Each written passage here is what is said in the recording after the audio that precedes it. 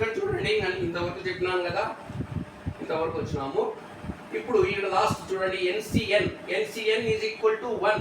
Upper number lower number equal అయితే కనుక ఆ బైనామియల్ కోఎఫిషియంట్ వాల్యూ ఏమవుతుంది, 1కి ఈక్వల్ అవుతుంది. ఇక్కడ upper number lower number equal అయినా కాబట్టి ఇది 1 అయిపోతుంది.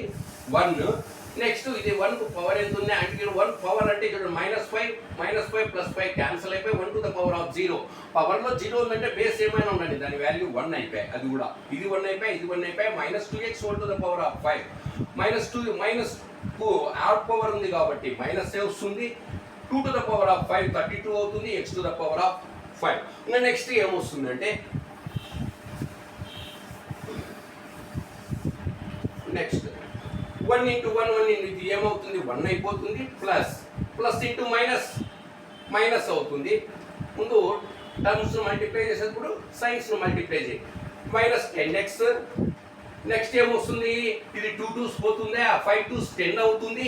10 ఇంటూ 4 40 అవుతుంది, ప్లస్ 40x². నెక్స్ట్ ఇక్కడ ఏమవుతుంది, +5c.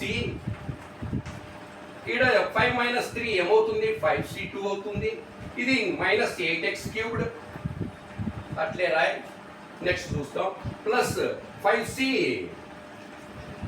5 - 4 అంటే 5c1 అవుతుంది. ఇక్కడ 5 - 4 ఇది 16x to the power of 4. Second term అట్లే రాయ్. ఇది ప్లస్ ఇంటూ మైనస్ అవుతుంది, 32x to the power of 5.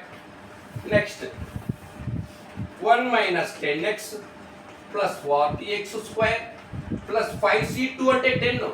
5 into అంటే 2 టైమ్స్, ఆ 2 ఫ్యాక్టర్స్ వస్తాయి. 5 ఇంటూ 5 - 1 అంటే 5లోంచి ఒకటి తగ్గించు, 4 ఫ్యాక్టోరియల్ 2 మీన్స్ ఫ్యాక్టోరియల్ 2 వస్తుంది. ఇది ఈక్వల్ టు 2 రాయ్. ఫ్యాక్టోరియల్ రిమూవ్ చేసి 2 ఇంటూ 1 -8x³